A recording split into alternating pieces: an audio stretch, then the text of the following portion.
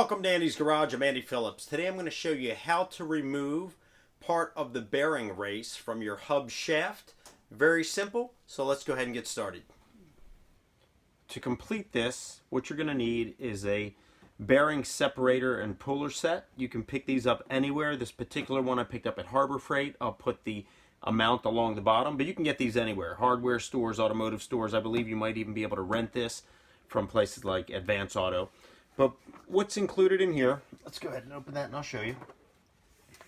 You pretty much have all the pieces that you need to complete this. You have your different pulling adapters here, different sizes, and then you have all of the tightening pieces that are needed to go together in order to extract that.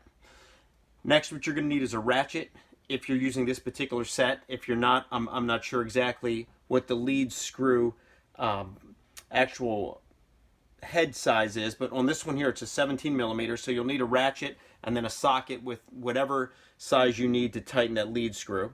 And then some penetrating oil is not a bad idea either. I always like to hit anything that I'm going to be doing, like similar to this project where you could have a very tight bond. I like to hit it with some penetrating oil, let it sink in a little bit. So these right here are the items that you need. So let's go ahead and head over to the actual hub so we can start connecting to the shaft, get all this set up. I'll show you how to do that so we can start removing that inner piece of the bearing race that is stuck on that shaft.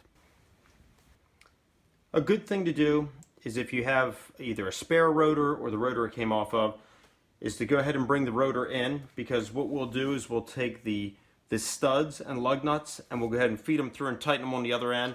That will help hold this in place while we start extracting this. Otherwise, it's hard to maintain it and keep it in place.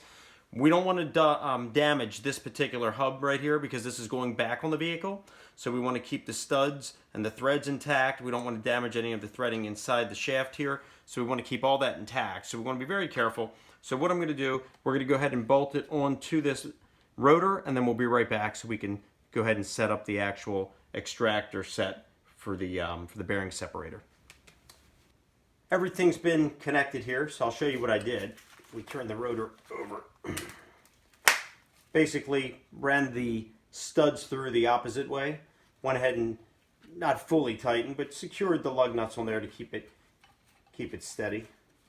So now we can flip it over here, and then we can connect the extractor, and we can support the rotor here so we can get some nice firm traction as we tighten the lead screw. That way it's not shifting around. So that's pretty much how to go on there. And then I'll get a close up here so you can see the bearing race that I'm talking about, the inner race that's stuck on the shaft here. And that's not uncommon for those to get stuck on there when you're pulling the hub out of the knuckle. Sometimes that can come off with it. And here's a close up. This right here, that's the piece that came off from the inner bearing race that goes around the shaft. You can see it's all saturated here because I've already let some penetrating oil sink in. So I think it's had its time to do its work. So we're going to go ahead and connect the separator piece right underneath this edge here is where we're going to tighten it and lock it on so that we can then pull it and slide it right off that shaft and get that off. Here's a close-up from the side. You can see the bearing race goes from right here, ends here, and right along that edge is where we'll be able to connect the separator clamp to lock underneath, so it'll then pull it up that shaft and get it out of there. Tightening these bolts here on the end, and what we've done is we took this clamp, it has an edge that comes in, wedged it right underneath where that bearing race gap that we just looked at is. So now you can see it's locked underneath. So now we'll go ahead and connect the rods here on the sides, and then we have the leveling screw that'll come through the middle, and that'll start creating tension pushing down as the other ones are pulling up, and that should slide that right up. And here's a close-up where you can see right there how it's right underneath, so that way it'll grab that bearing race right there along the edge, and it'll snag that and pull it up. I'll show you here as you lift this side. You can see there, it's catching it right there. Now that we have the bearing separator securely attached here at the base of the bearing race, we're ready to attach the extension screws on the sides, the yoke, and then also the lead screw through the center. Now in the case here, the shaft obviously has an opening, so we need to put some kind of a plate here so that way the lead screw can then hit that, creating the tension to pull it up.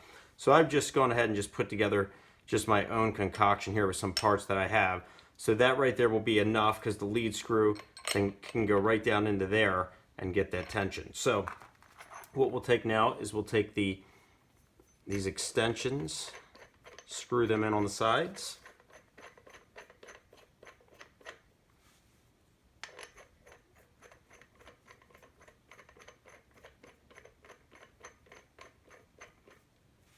Next we'll take the yoke, put that on, put the washers,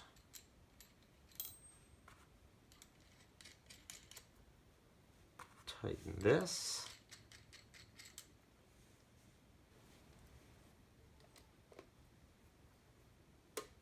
okay.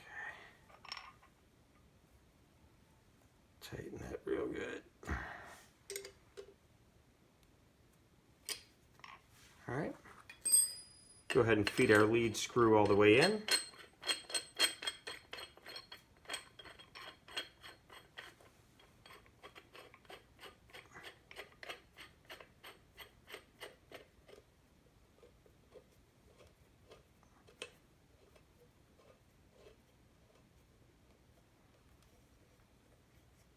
Get it nice and tight.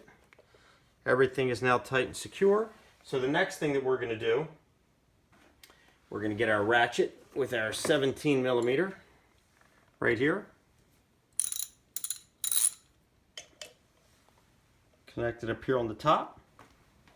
You can stand here on the sides of the rotor, get some leverage here, and then just keep cranking it.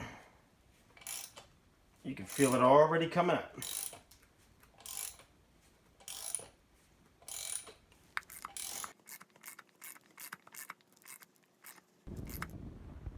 So here's where we're at. We've pretty much pulled that bearing race all the way up here to the edge of the shaft, but we had that metal piece there that was not allowing it to clear it, so it stopped there. So what we're going to do is switch gears so that way we can get it completely out. What we've done now is I went ahead and on the separator and the yoke we've put shorter extensions, so that way that'll help clear this out of there. The next thing that I've done is we're going to go ahead and use this because we need to fill that shaft in order to still have our leverage.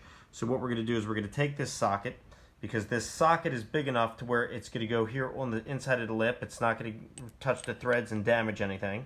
So we're going to put that in there. I went ahead and also put a bolt inside of it, filling the half-inch socket opening there, so that way when this screw goes down, it has a plate to push off of. So I'm going to go ahead and connect everything up. We'll be right back to take a look at it before we continue.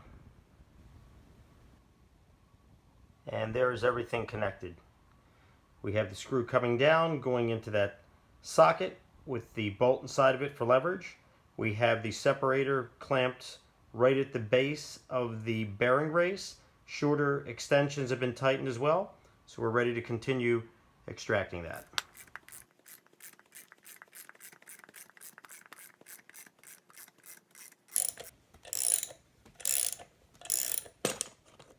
There it is, off.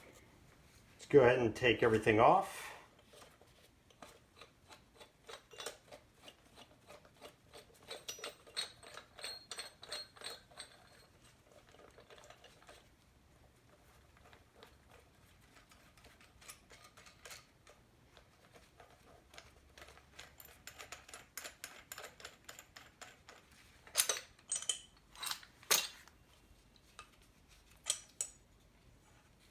That's it. This is the remnants of that inner bearing race that was stuck on the shaft, all nice and clean. So we'll go ahead and wipe that off, and that wraps this up. Let's take a look here. You can see in there, no damage done in here. Came out nice, served its purpose.